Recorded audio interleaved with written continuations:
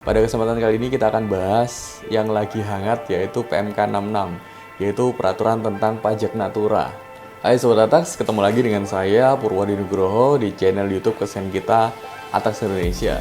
Apa sih Natura itu, lalu juga pajaknya seperti apa? Sekarang sudah keluar peraturan yang baru. Nah, teman-teman harus tahu nih aturan yang terbaru tentang pajak Natura. Check this out.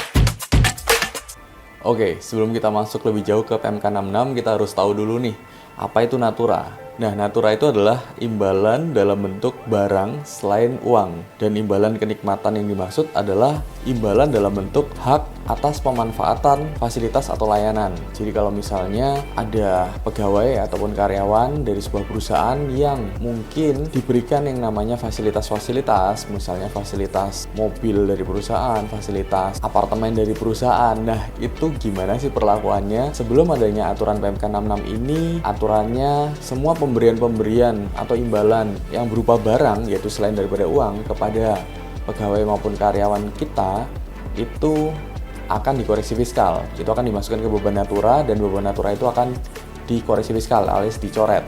Ketika bebannya menurun, otomatis labanya kita akan meningkat dan juga pajak kita akan meningkat. Nah, sekarang dengan aturan yang baru ini, PMK 66 ini, sekarang sudah jadi lebih jelas bahwa Natura-Natura itu sekarang bisa loh dibiayakan, akan tetapi juga harus kena pajaknya, akan menjadi objek pajak nih, PPh 21 maupun juga PPh 23. Nah, oke. Itu dulu pengertian dari Natura. Semoga teman-teman bisa memahami dulu apa sih Natura itu. Kalau mungkin ada yang belum jelas, silahkan komentar di bawah. Kita akan diskusi seperti biasa.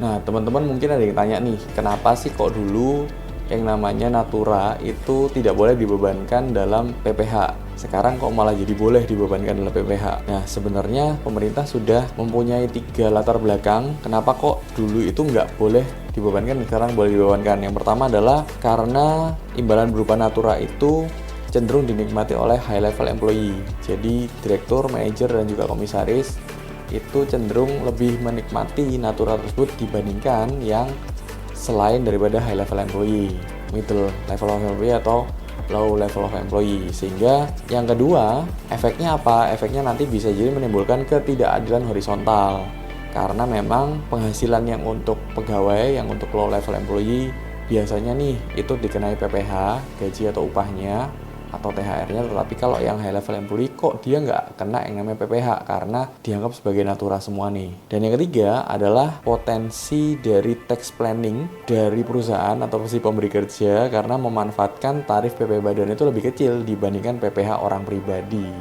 Jadi zaman dulu sebelum adanya PMK 66 ini keluar, itu konsultan pajak enak banget untuk mengaturkan yang namanya tax planning. Kenapa? Daripada high level of employee tadi, direktur, komisaris ini digaji terlalu tinggi, yang nantinya akan menjadi objek pajak PPh 21. Kita tahu semua objek pajak PPh 21 berapa? 5, 15, 25, 30, 35%. Daripada dia digaji terlalu tinggi, lebih baik digaji dalam bentuk Natura aja. Dia dikasihin mobil, dia dikasihin rumah, dia dikasihin fasilitas dan lain-lain. Itu lebih murah. Kenapa? Perusahaan nggak akan menanggung pajaknya 35%, ataupun si karyawan tersebut tidak akan menanggung PPh 21 sebesar sampai 35%, tapi perusahaan nantinya akan menanggung PPh badan aja, karena beban Natura tadi akan dicoret dari biaya. Notabene nanti labanya akan meningkat, pajaknya akan meningkat, tapi kan meningkatnya maksimal 22% dibandingkan kita kena 35%. Pilih mana nih Sobat Atax? Kena pajak 22% atau 35%? Ya lebih baik, lebih enak kita kenanya yang 22% aja dong. Nah, jadi itulah 3 latar belakang kenapa kok Natura itu sekarang jadi dipajakin. Oke, kita lanjut di part 2 ya. Ingat pajak, ingat Atax. Sampai jumpa.